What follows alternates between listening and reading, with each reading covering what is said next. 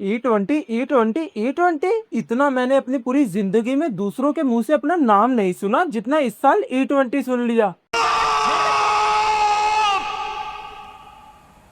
चुप हो जाओ, चुप हो जाओ। मतलब E20 ने चारों तरफ आग लगा रखी है, ऐसा भी हम नहीं कह सकते क्योंकि मिलावटी जो ठहरा।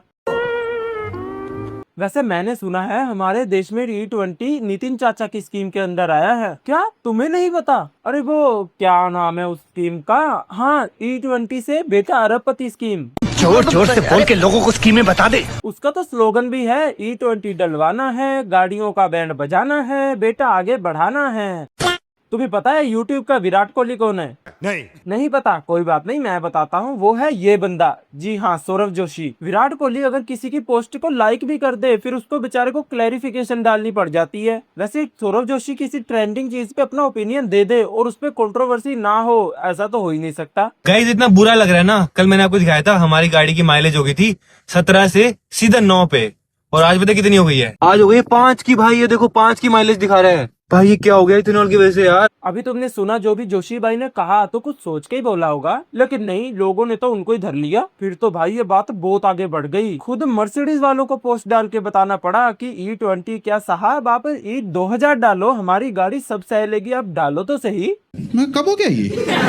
फिर क्या था, लोग शुरू हो गए सौरभ जोशी का E20 निकालने। कुछ लोगों ने कहा कि सौरभ जोशी पेड कैंपेन कर रहा है, बिका हुआ है ससुरा। सौरभ जोशी ना बहुत जल्दी लपेटे में आने वाला है। इसका आज एक वीडियो वायरल हो रहा है जिसमें बता रहा है कि इसकी गाड़ी का जो माइलेज है वो 17 kmpl से गिरकर 5 kmpl हो चुका है। रियलिटी का माइलेज जब तुम गूगल में चेक करोगे तो पता चलेगा कि 9 से 10 kmpl का रियल वर्ल्ड माइलेज आता है। तो मेरा पहला सवाल ये है कि इस गधे को 17 kmpl माइलेज कैसे मिल रहा है? कहीं एक पेड कैंपेन लग रही है? वैसे बात तो सही है इस बंदे की, ऐसा ही सोच रहे हो ना? बिल्कुल सही सोच रहे हो, क्योंकि जिसके पास गाड़ी है, जो गाड़ी को चला रहा है, उसको क्या पता है? उसको कुछ नहीं पता। उसको जिस बंदे के घर में छोड़ो तुम, शहर में भी मर्सिडीज नहीं है, वो बंदा गूगल से पढ़ के बता रहा है, तो कुछ तो सच्चाई होगी ना भाई, उसी की बात सच होगी ना। अरे बाप रे, ये तो धोती खोल रहा है। वैसे ये जो सौरभ जोशी ने कहा ना कि E20 से माइलेज कम होती है, तो मैं इसमें उनके साथ हूँ भाई, कम होती है इससे माइलेज। मैंने जब से अपने एरोप्लेन में ये E20 डलवाना शुरू किया है तभी से उसमें प्रॉब्लम्स आ रही हैं। कभी भी हवा में बंद हो जाता है यार। क्या एरोप्लेन में पेट्रोल नहीं पड़ता? एरोप्लेन तो बहुत महंगा होता है दोस्तों, मैं ट्रेन की बात कर रहा था। मेरी ट्रेन की माइलेज तभी से, ट्रेन में भी पेट्रोल नहीं पड़ता? ट्रेन में तो गरीब लोग बैठते हैं, मैं तो शिप बोल रहा हूँ, शिप, उसमें भी पेट्रोल नहीं। जाओ यार, मुझे खेलना ही नहीं है।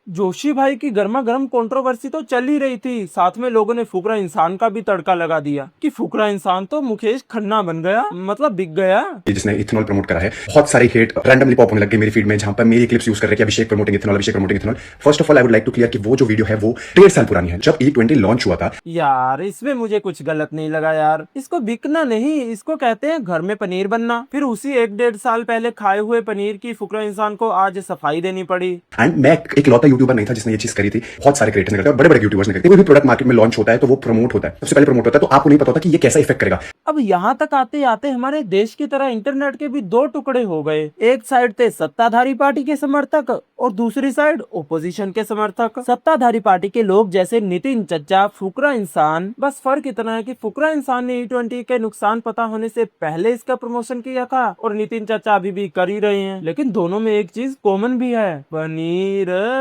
जो फुकरा इंसान ने खा के हजम भी कर लिया, लेकिन नितिन चच्चा अभी भी आगे का इंतजाम करने में लगे हैं। दूसरी ओर ओपोजिशन के लोग जैसे राहुल गांधी, अरविंद केजरीवाल, सौरभ जोशी, इनमें कॉमन बात यह है कि तीनों E20 का डिब्बा गोल कर रहे हैं। बस फर्क इतना है कि सौरभ जोशी ने E20 वाली बात शायद अपने फायदे के लिए ना कही हो, लेकिन बाकी दोनों कुर्सी का चक्कर बाबू भैया। देखो मोटी मोटी बात इतनी है कि जो E20 को प्रमोट कर रहे हैं वो अपने फायदे के लिए कर रहे हैं, जो उसके नुकसान बता रहे हैं वो अपने फायदे के लिए बता रहे हैं। लेकिन इतना बताओ कि इससे तुम्हें या मुझे क्या मिल रहा है? क्या मतलब वही जो हर वोट डाल के मिलता है। बाकी मेरा ओपिनियन जानना चाहो तो वो इतना ही है कि अब सच में लोगों के व्हीकल्स में प्रॉब्लम आ रही है, जो मैंने अपने आसपास भी देखी है, फिर तो E20 गलत ही है। बाकी मेरे बोलने से क्या ही होगा, क्योंकि जैसी जिसकी सोच। खैर आज की वीडियो यहीं खत्म करते हैं। अगर बढ़िया लगी तो चैनल को सब्सक्राइब करके यहाँ क्लिक करो और एक और रोस्ट देख लो। बाय। भाई ने बोला करने का तो करने का।